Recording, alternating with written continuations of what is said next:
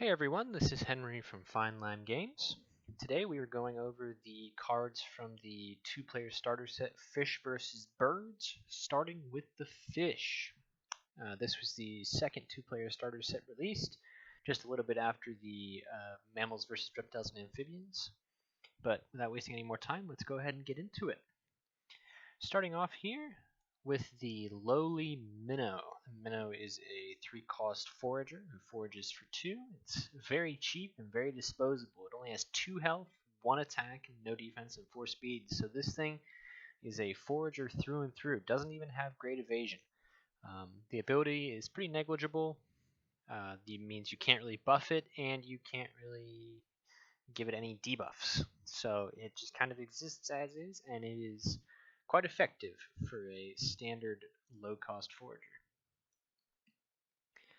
Next up, we have the Bluegill, which is, once again, an average forager through and through. It has all the hallmarks of one. Costs 5, gets +3 food per turn, has a decent health at 5 and decent attack at 3 with a defense of 1. The ability basically lets you just get another Bluegill back once this one dies, which can be pretty effective. There are some combos you can do with it, as we'll see going forward here with some adaptations, but as it is, very standard and good forager. Next up is the butterfly fish. A bit better of a forager, but only situationally. 5 food for a forage of +4 is above average. It's very good. But it forages for 1 less in non-aquatic biomes. So you want to make sure the objectives you're bringing, the biomes you're bringing to the game, have aquatic in them. You want to make sure that you're foraging for your max 4 amount. And if you are able to forage for 4, it is very good. Stats are pretty average the rest of the way across the board. Definitely not an attacker. Up next we have the Clownfish, another 5-cost animal. In this faction, in this starter set, it is forages for 3, has 3 health, 3 attack, 1 defense, so pretty average stat line. But it basically has a taunt, or it's like a defender in Magic. Animals you control adjacent to this animal cannot be targeted for attacks. So you put down the Clownfish, your opponent has to attack the Clownfish basically. This can be useful in your back row if you want to protect some higher value foragers like the butterfly fish. You just put a Clownfish between them, and they can't be targeted for attacks. Or you can put it in the front to try and take some pressure off another attacker you have. Maybe you have something in the front that's already wounded, or you have something that you really want to keep alive. You just put a Clownfish next to it, and your opponent can't attack them. So pretty good ability, very useful to keep things alive and keep things safe. Next up, we have the Largemouth Bass, which is the 10-cost representative for the starter set. Like I've said in previous videos, each 2-player starter set that has come out so far has an animal that costs 10 and is kind of your average attacker. And the Largemouth Bass is just that. Pretty good attacker, I might add. 8 health, 6 attack, and 1 defense, which is one of the best stat lines for a 10-cost attacker in this game. The animal gains 1 attack while attacking animals within max health of 5 or less. So kind of beats up on little things. Very good early game if your opponent doesn't have anything to protect their backline, and also good if your opponent is trying to block with something pretty small. Next up, we have one of the best commons in the game to this point, the Bonnet Head. Cost 10 food, only forages for 2, so not really what it's going to be doing, but it has 9 health, 5 attack, and 1 defense. Don't underestimate a 10-cost animal having 9 health and 1 defense. It makes it very survivable. 6 speed is also very respectable, so it can hold its own in the front row early game and sometimes into mid game. It's not going to get one-shot by too many things in the early to mid game. The big thing about the Bonnet Head, though, is it opens the door for shark strategies, and this is something that sharks, as a family or a tribe, do very well, is searching for one another and playing off of each other. Sharks have a lot of synergy together, and this is kind of the first instance of that. When this animal is played into the front row, you may search your deck for any shark and add it to your hand. That can be very effective in a pinch. Let's say you draw a bad hand in a high pressure situation, and you have a lot of food, you just don't have anything good to play with it. You can put down the Bonnet Head and search your deck for a bigger, better shark to then play into the front row. Or if you really need to swarm the field, you can just search for more Bonnet Heads and keep chaining that way. This can be a very annoying card to play against, and is one that is a staple of every Shark deck, even into Core Set 1, not just in this starter set.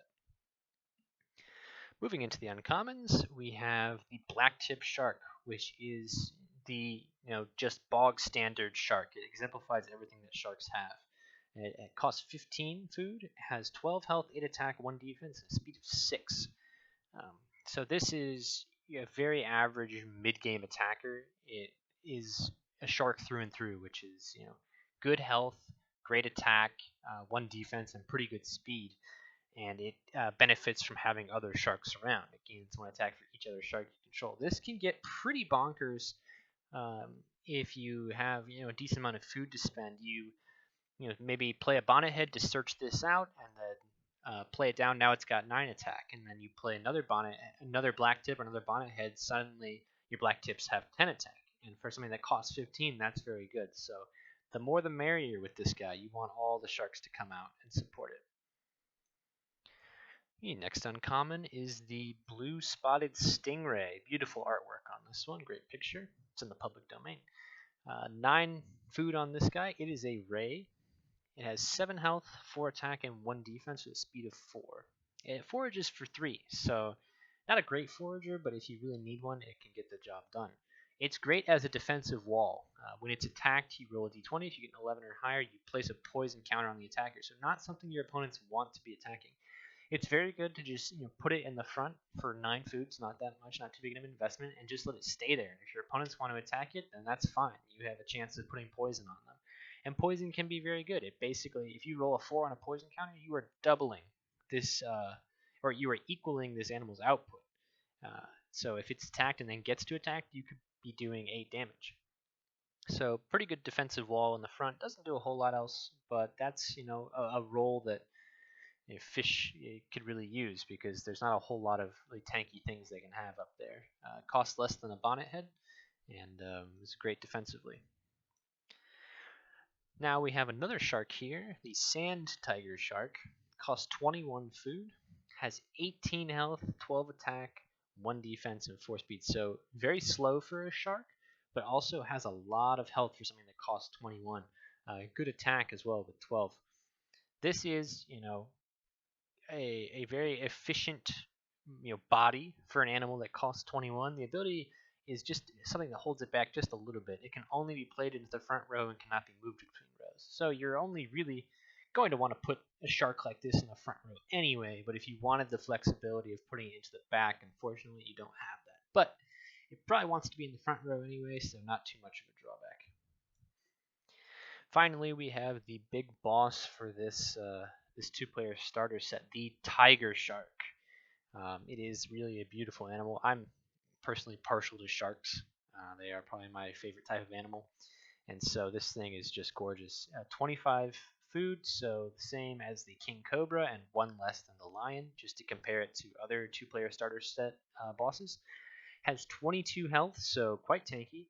15 attack, 1 defense, and a speed of 5. A bit slower than the average. The average speed is around 5 to 6, and so it's on just the slower end of that, but not bad by any means. And while this animal is attacking, it ignores the target's defense as well. Its attack cannot be reduced. So great against things like turtles or against things that have 2 or 3 defense to keep them alive. Tiger Shark just chomps right through that. It's a very good, not super fast, but it can definitely take a hit and deal a hit right back. Very effective as kind of the flagship animal for this starter set. Moving on to the adaptations now, we start with the Fish's 1-cost instant that boosts a stat. It is Rush of Speed. This gives your animal 2 speed at the start of the combat phase. So just if you are, let's say your Tiger Shark is slower than your opponent, but you really needed to go first, boom, bump it up to 7 speed, and go ahead and attack. It's, again, like I've said in previous videos, the 1-cost instants can be very impactful because your opponent's not always expecting them, or your opponent is expecting them and they have to play around them. And so the ability to bump up by 2 speed and kind of jump the turn order can be very strong. All the 1-cost instants are pretty good. Next we have an adaptation exclusively for sharks. It is Replaceable Teeth. It costs 2 food, and the shark equipped with this adaptation has its attack increased by 1. This animal's attack cannot be reduced. So, um, just a permanent 1 attack boost for any shark you have. You've got 4 choices for that between the Bonnet Head, Blacktip, Sand Tiger, and Tiger Shark. Paying 2 food for 1 attack is not always great, but this adaptation gets a lot better in the core set once you start having more shark support. Next up, we have an adaptation that has gone through a lot of changes in testing to get where it is now. Swift Swap costs 2 food. At the start of the status phase, you may swap an animal in your front row with an animal in your back row. This does not count as your 1 move per turn. So, very situational card. First of all, it's an adaptation that you can play during the status phase, which is pretty uncommon. But this is a way to get something in the front row that might be wounded or something that you really desperately want to keep alive and put it right to the back. Likewise, it helps you get something from the back row out to the front for the start of the next turn. Again, this is another adaptation that in this 2-player starter set is fine, but not super impactful, but gets much better when you start to look at cards in the core set. And I know I mentioned the core set a lot in these videos. We will be covering the core set in upcoming videos. It is the newest content for Kingdom Animalia. It's not quite out on the Game Crafter at the time of recording this, but it's 140 cards that are going through testing right now, so it's a lot to work through. Next up, we have the last common adaptation for the fish in the set. It is Schooling. It costs 3, and animals you control gain +1 defense while adjacent to another animal of the same species. So if you have 3 Bonnet Heads in the front, suddenly they've all doubled their defense. Goes for anything, and you have 3 of each animal. So if you in your deck here, you'll have three copies of each animal. So if you put them into the front row, and then you get a couple more of them, boom, they're all just a bit tankier. And this is a persistent adaptation, so it just stays on the field, and its effect is active the entire set. Finally, we have the 2 uncommons, and they both have similar ideas, so I will go ahead and bring them out together. The first one is Fish Are Food. It costs 2 food to play, and during the management phase, you may sacrifice a fish you control. If you do, you may play a shark from your hand with a food cost that is reduced by 5 plus the cost of the sacrificed fish. This can be very good in a lot of situations, and it combos nicely with some things that are in this set. So, first thing you can do is play a Bonnet Head to get whatever shark you need into your hand from your deck. Then you can sacrifice a Bluegill for the ability of this to play a shark that costs 5 plus 5 less. You basically pay 2, sacrifice this Bluegill, and then you can play a shark from your hand for 10 less. So, and additionally, you get the search from the Bluegill for another Bluegill, so you're just recouping that back, and you're able to play the Bluegill again, so you don't lose too much tempo there by sacrificing a Forager. So this allows you to access your higher food sharks, be it sand tigers or tiger sharks, much earlier on by sacrificing a resource. So you can have a lot of foragers and then play this and go hyper aggressive and drop a tiger shark for like 15 food, which can be very, very powerful. Now, the uncommon adaptations in these starter sets, there's only 1 copy of each, so you only get to do this once, but you have ways of recurring cards back into your deck, as I'll show a little bit later here with the objectives. But very, very strong card. This card gets really, really good in the core set as well. My goodness, if I can just line it up. A bit of OCD here, sorry. Lastly, we have Fish Are Friends, the inverse basically of Fish Are Food. It costs 1, and as long as you control at least 1 shark and 1 non-shark, all fish cost 1 less for you to play. So you're paying 1 for persistent adaptation. If you can get this out early game and then keep a shark and another fish on the field, you are saving a lot of food. If you play 4 or 5 more animals, you're saving 4 to 5 more food. So this can enable some plays where maybe you don't have enough food to play something big, but you know that if you put this down and forage next turn, you'll be able to save that food and be able to play something. So not quite as impactful as Fish Are Food, but something that works in decks that run both sharks and non-shark fish. That wraps up the fish cards, and then we're going to jump over to the objectives. In this 2-player starter set, there are 4 objectives that were also in the Mammals vs. Reptiles and Amphibians starter set, and 4 new ones. So today, I'll just go over 2 that you've probably already seen, and then 2 new ones just in this starter set. The first one is Tropical Rainforest. The player with the most food after 12 rounds wins. This is a very long objective, like I said in a previous video. It almost never makes it to 12 rounds. Someone normally forfeits before then, but if they don't, it could be a good 20 minutes long to play this objective. It importantly is aquatic, so it works with your betta fish. Your butterfly fish gets to forage for the full +4 food per turn, which is very good. Next one that was in the previous starter set is the Deciduous Forest. Player with the most unique animals in play after 12 rounds wins. Again, this can be very long if both players are playing to win it, if no one forfeits. This one is pretty good for both fish and birds because they have a good selection of small animals they can play here. So, this one doesn't have any unique advantage with fish. It is, importantly, not aquatic. Now onto the 2 new ones. We'll go Deep Sea Alaska, it's the most complicated. We'll start with Coral Reef. The objective itself is pretty simple, but it has a bit of a twist. The player with the most animals in play after 10 rounds wins. At the start of the set, before drawing hands, players can select up to 3 unique animals in their discard pile and shuffle them into their deck. So this is a great way where if you have, let's say, played all your butterfly fish already, and you're like, darn, I really need those foragers, or you've played all of your sharks, or you're really starting to run low on important animals, at the start of the set, you can put 3 of them right back into your deck and have a chance to access them again, which can be great to recoup resources. And it is also, importantly, like I keep saying, it is aquatic, so it works with your butterfly fish. A lot of the foraging power of fish centers in this card right here.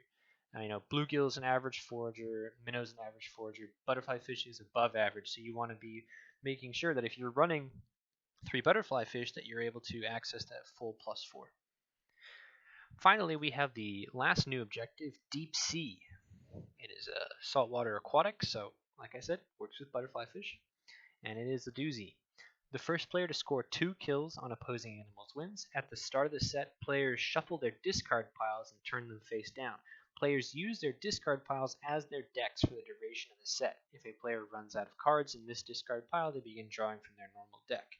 This can be very impactful in a game. Let's say your opponent wins the first match and they use exclusively small things, and you have a couple bigger things in your discard pile, or they have a bunch of pretty useless stuff in their discard pile and you really don't have anything. You can force them to play with those limited resources while you have access to things you might want more. Or alternatively, let's say you just used a bunch of really good cards in the previous set, you can just use them again by using your discard pile as your deck. It can be very, very strong. You also really need to be keeping track of what is in your discard pile before you choose this. You don't want to pull this out when you just have a bunch of bad cards or a bunch of situational cards sitting in there, because that's going to be your hand. That's what you're going to be drawing into. So you're going to want to pay attention to what you have in your discard pile, but this can be a very good objective. I like this one a lot. It has a lot of impact on gameplay, while still sticking to the core, focus on combat by having to score 2 kills. Keeps it, fast-paced while still being very interesting. But that is going to wrap up the fish portion of the fish versus birds overview here.